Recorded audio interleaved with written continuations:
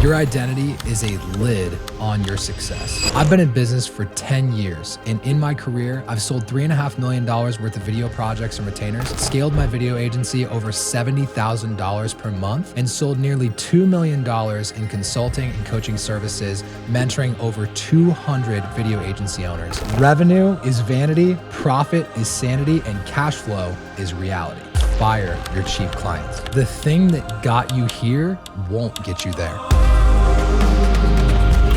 In this video, I'm going to be sharing with you my top 10 lessons from 10 years in business. Lesson number 1 is that your identity has to change before your income ever will. Your identity is a lid on your success. If you only believe you are capable of hitting $100,000 per year, $200,000 per year, $500,000 per year, you will always stay stuck in that identity because he who believes he can and he who believes he can't is ultimately right. The Bible also says, as a man thinketh, so is he.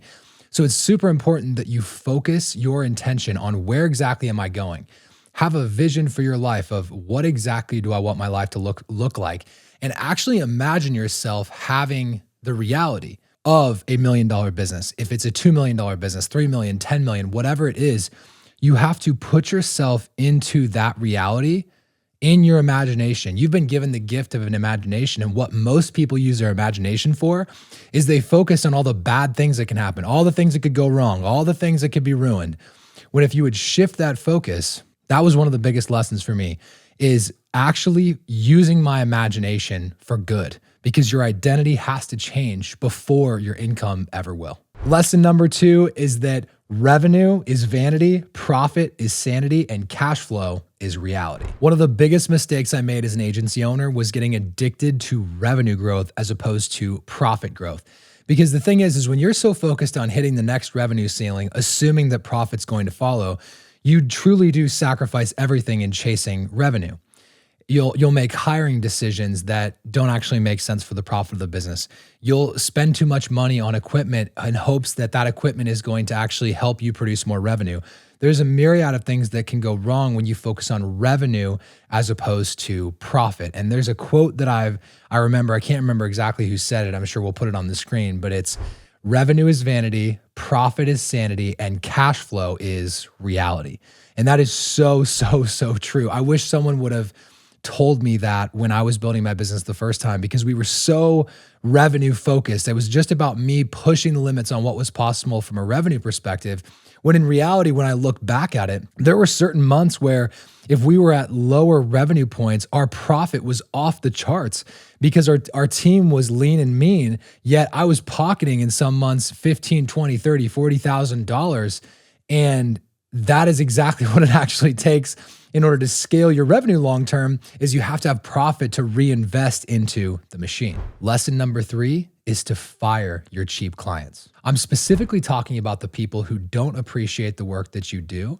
They demand the most, yet pay the least, and they don't allow you to be able to take on more work because you're so busy and inundated solving their problems that you quite literally couldn't take on any more work if you wanted to. And what that manifested as was me taking on work and basically bending over backwards, doing anything I could to keep the client, because I was essentially subject to the emotions of the contract. If something would go wrong, I would have a bad day and it would ruin me for a week. And I had clients that I was working with at the time that were toxic and ultimately didn't even believe in the thing that they had purchased with their money. And so letting go of a toxic client can be one of the greatest things to ever happen to your business, because toxic clients usually aren't the ones paying you the most.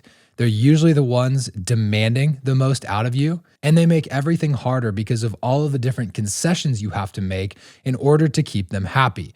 When in reality, just shedding them as a client, just leaving that contract behind and pursuing one that would be a better fit for your values, for your systems, and for the offer that you want to continue selling could be the most profitable thing you can do. Here was the final straw that made me ultimately fire one of my clients at my first agency, Grindstone. After doing tons of content for this client, we had bent over backwards. We had over-delivered in number of shoot days, number of deliverables, number of revisions. And on top of that, They were outside of our normal client scope. See, the majority of the people we were working with at the time were local service companies doing around anywhere from $1 million plus. And what I had done is I started taking on people that did not fit that mold. And this was one of those clients. And so just as much as we didn't work as well together, this client and I, it was definitely because I was going out of my normal scope or my normal box of who I would desire to work with and trying to bend my company in order to fit what they needed. And what I should have done looking back is I should have held fast to my ideal client profile, my ICP.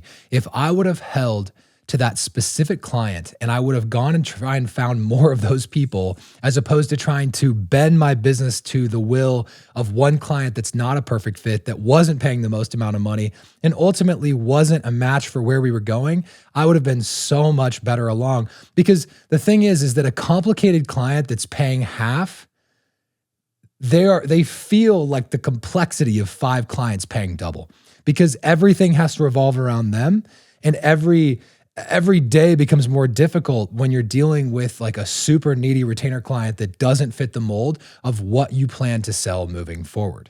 Lesson number 4 is to start selling retainer-based offers as soon as humanly possible. I was an addict. And when I say addict, I specifically mean I was addicted to those big project paydays, those $20,000, $30,000, $75,000 checks that come with ultra complex work and stuff that only I could do. It was great for profit, but it was terrible on the business. We would take on the most complicated work. And again, we would contort the business in whatever way possible in hopes that it would serve the client, even if it would break our business in half, even if we would have way too many people on the project. And I even had times where I would take on these large projects and I wouldn't necessarily know the requirements from a bandwidth perspective of how many team members it would take and how many hours it would take. And we ended up making a tiny amount of profit in some of these super large revenue, but high complexity deals. And the difference is when you shift away from these huge complex projects and shift into a repeatable, results-driven retainer, that makes everything easier. I remember we took on this project for somebody in our area that was very famous. And it was an honor to be able to work with them and their organization, but the problem as we started getting into this project is we realized how many shoot days this is going to take, which we definitely underbid previously. Another thing that happened is we drastically underestimated the amount of post-production work that it would take and how it would literally overwhelm 2 of our top editors for months. We had no concept that this $60,000 project would turn into something that we should have been charging $120,000 for minimum.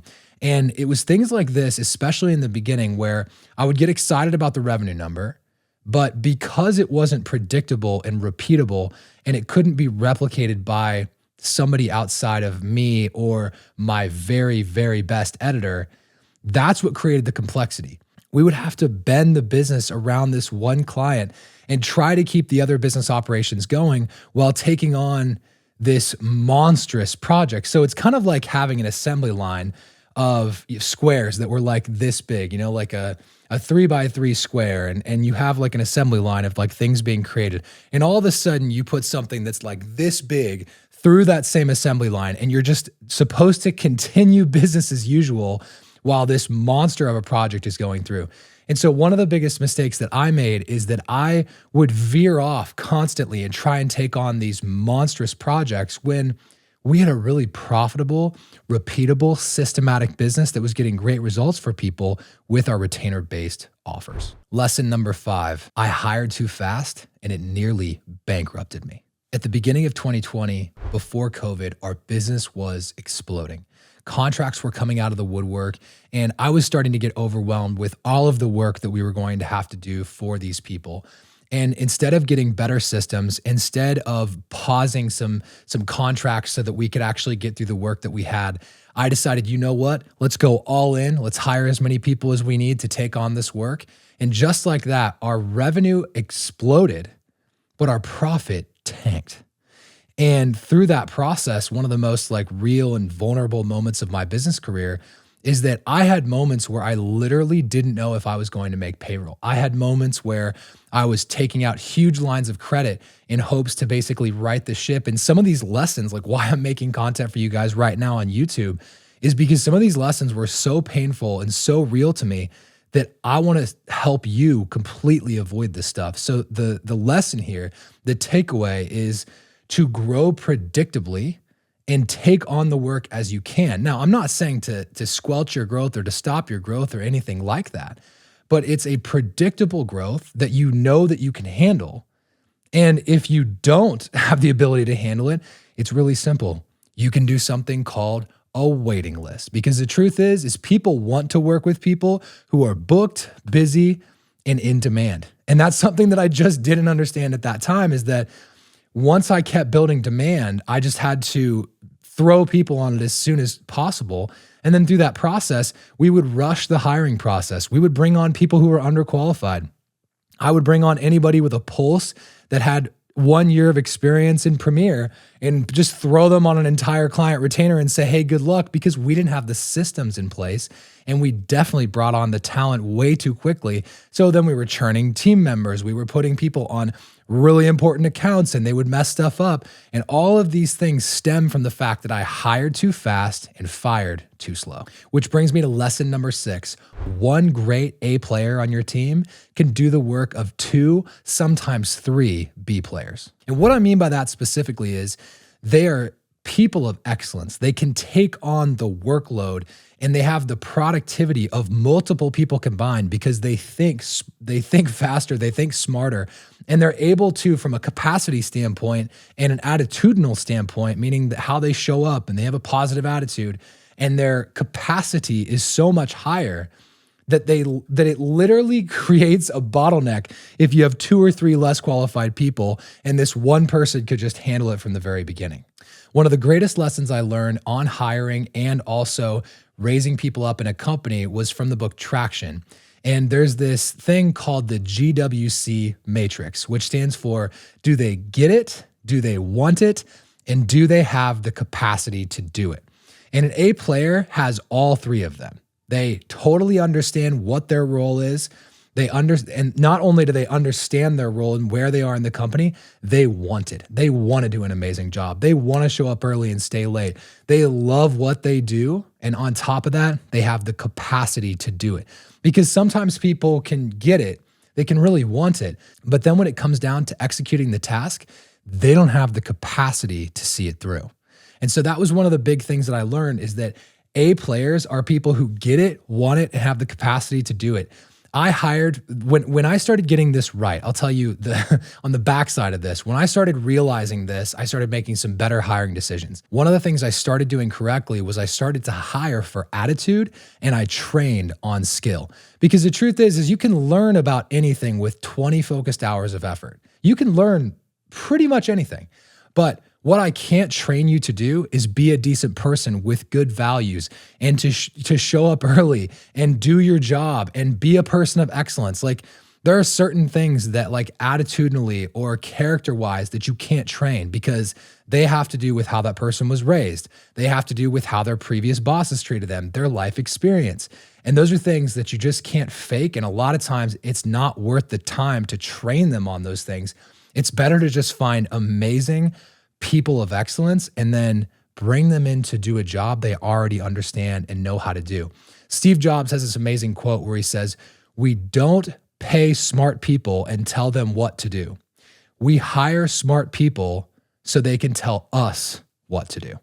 And I live by that now in my new companies, and it has changed my life. Lesson number 7 is that most businesses die from the owner burning out, not competition.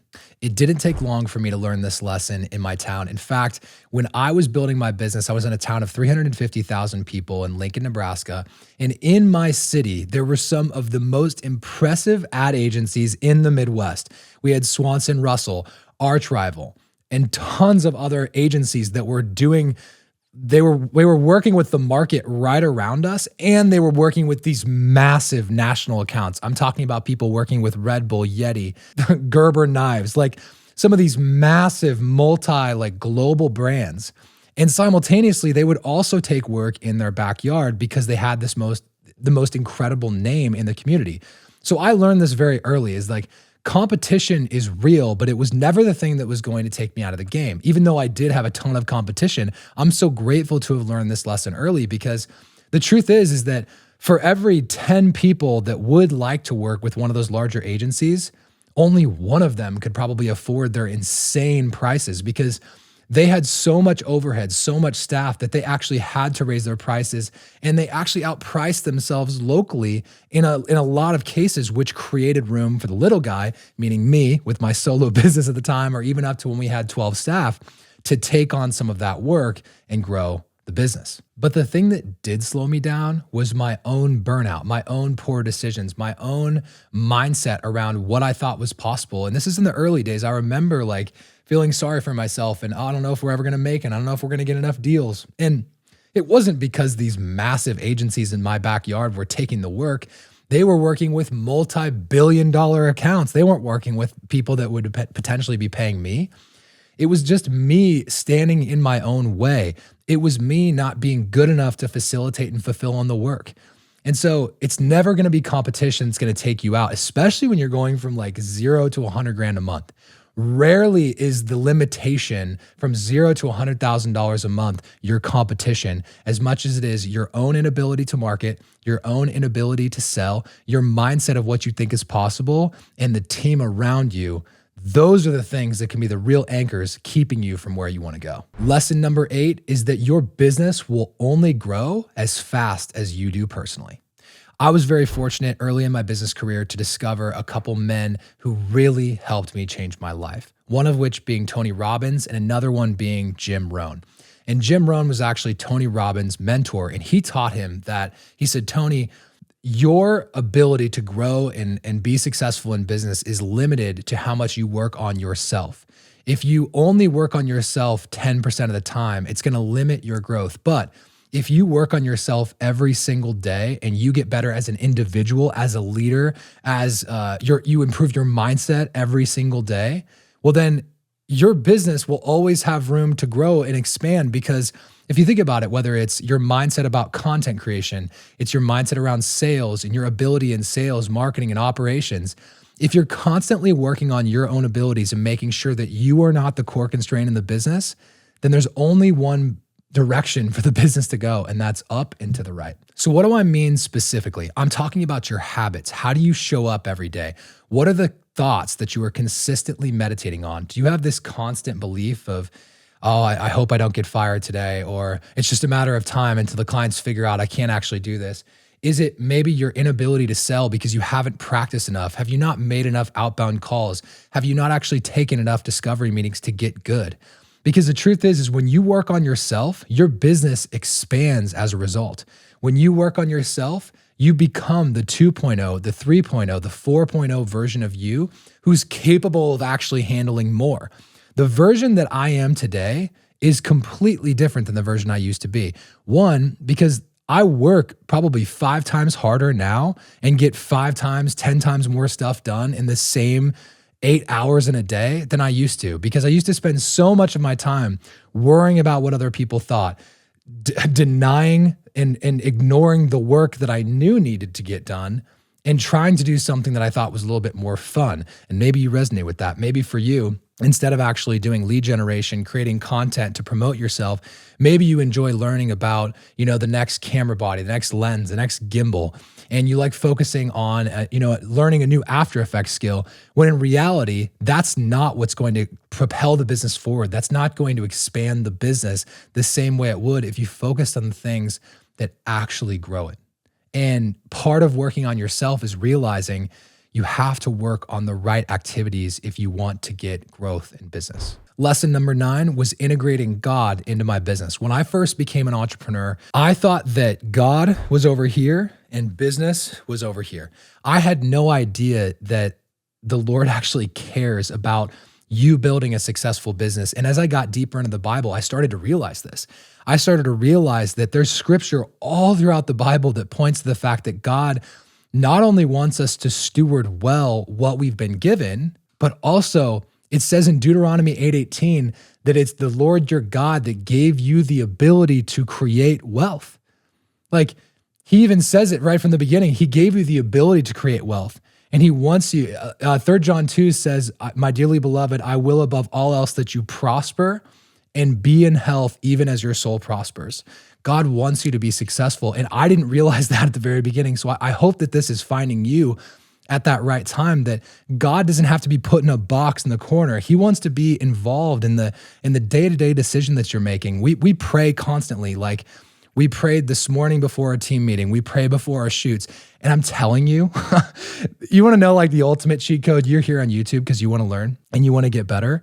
If you do nothing else after this video, but just pray before your not even just most important meetings, pray before your meetings, before you hop on, pray before your shoot days, pray before your edits, and just ask the Lord for wisdom and the energy and the follow through to see the project to the very end and to get it done quickly without any errors. I'm telling you, it is the ultimate hack because the Lord cares and he wants to be involved in your life and he loves you. And part of him being involved in your life is caring about the thing that you care about.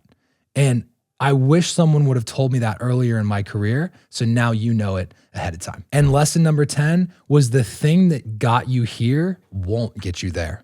The thing that got you to $100,000 per year won't take you to $500,000 per year. The thing that got you to $500,000 per year won't take you to $1 million, $2 million. Why is that? Part of the reason why that is because you as an individual have to grow in capacity, in identity, in skill set, in ability, in management, in stewardship in order to actually handle that level of growth. Because if you were, like they talk about this with like lottery winners, where lottery winners will, there's a statistic out there that talks about the amount of lottery winners who are broke and destitute and their lives are ruined within months of them winning the lottery. Why is this? Because their identity could literally not handle that volume of wealth. Their identity couldn't handle what to do with that amount of money. And so one of the things that I learned is that I, of course, had to upgrade my identity as I talked about earlier in this video, but just even adapting your strategies, the things that got you to $100,000, like you can do it all by yourself, shooting, editing, strategy, pre-pro, discovery, sales, marketing, all of it, easily to get to $100,000 per year. Heck, I've seen people take that all the way to $250,000, $300,000 per year, no sweat. But the difference of going from that $250,000 per year, the $250K to over $500,000 doesn't work that way. You have to have a team of people. And when you're carrying that much weight, when you're carrying that much responsibility of having, the revenue of, $250,000, $500,000, whatever it is, which isn't honestly, like looking back, doesn't seem that scary or doesn't even seem like that much money as we look back on it today. But I remember when I hit that first milestone and I remember the weight of that and realizing like, wow, this is like a lot to manage. And that's part of the lessons is I realized that if I wanted to break through to $1 million, $2 million, $5 million, $10 million, I was going to have to upgrade my abilities. And one of the fastest, most efficient ways that you as an entrepreneur can upgrade your abilities is by hiring a mentor. And thank God, this is something that I did right from the very beginning. Even when I was living in a cockroach-infested apartment, could barely pay rent, I hired a mentor. His name was Boyd, and he changed my life because he helped me understand that I had some serious growing to do, especially as it related to my mindset, my attitude, my empathy of like just understanding emotional intelligence, things like that, the basics of human engagement. He would help me build my foundation up. And then of course, like we talked about sales, marketing, strategy, all these things. But thank God for mentors because at this point, my wife and I have now invested well over $200,000 into our own growth and personal development. And that number continues to go up every single year. It went up by 15,000 in January of this year. And so why is that? Why do we invest so much into personal development and mentors and masterminds? Because the truth is like, I don't want to have to take the years that they did to learn what they know. And if they can short track that for me, if they can shorten that timeline for me of how long it took to learn those lessons, that's going to save me a lot of time. And time is the most precious, valuable resource in the world. Money, you can always go make more money. But Once time is spent, you never get it back. And I would way rather pay someone with money, which is an infinite resource, to get back a finite resource, which is time. And so if you're at this place right now and you're thinking like, man, I feel like I'm stuck. I feel like I don't know where to go from here. I encourage you, find a mentor, whether it's me, whether it's somebody else, you have to find a mentor so that you can actually, you don't have to pay the stupid tax. You don't have to pay the long-term tax of learning the hard way. See, learning the hard way through your own trial and error is actually one of the most expensive ways that you can pay for knowledge, because it causes you to spend the one thing that you can never get back, which is your time. Now, if you flip that and you find a mentor who is actually has the results that you want, they actually are living the life that you desire to live, and they're having the impact that you want to have, you can literally pay for that person and they will consolidate all of their life lessons down to let's say it's a 15, 20-hour course and a weekly call so you can actually get direct guidance from them. That is the era that we live in today. Information is boundless with AI, but also the specific wisdom, the specific lessons, the things that you really need to know to go to the next level of in your business and in your career and your success. They're probably right behind a paywall to someone's mastermind. They're probably right behind, that investing in that course. And I've never lost a dollar on investing into myself. I made a commitment that anytime I invest money into myself, I will make that money work for me over time. Because the truth is that when I make that investment, that's also me paying with my attention, because the Bible talks about this where it says, where your treasure is, your heart will be also. So you know that if you invest your money, your time is going to follow. Your attention is going to follow. Another way that can be said is people who pay attention. And in order to get the impact, in order to get the change that you're looking for in your life, it might be one of those things where you have to pay in order to pay attention. And that was one of the biggest hacks that I learned, is that if I can compress time and I can learn the lesson faster and I can build off of the top of the success of the mentors that I hired, then I wouldn't have to take the years, the decades that it took them to learn the lessons. So that's lesson number 10. The thing that got you here is not going to get you there. And the fastest way you can go from here to there by collapsing time is investing into a mentor who's already been there, already done that, and would love to take you along the journey and help you get there too. So if you want to start or scale a video agency of your own, I would caution you. Honestly, I would say I would just take stock of what it's actually going to take. Do you actually want it? Are you a person who's going to show up every single day? Are you a person who's going to truly invest your all into this thing? Is this just some side hustle thing for you? Is this to make a couple extra grand on the weekends? Or is this going to be your life? Are you going to build your life around this thing? Are you going to build a business that can create the money, the impact, the freedom that you've always wanted? And honestly, that's not for everybody. It takes so much effort and sacrifice in order to make it successful. And if some of you are watching this and you already know about that sacrifice and about that effort that it takes to make it successful, then you might be the one. You might be the one person who said, you know what, Landon, this is exactly what I want to do. And if that's you, click the link in the description below. I'd love to talk with you, help you grow your video agency to the next level. And if not, you can watch the next video right here.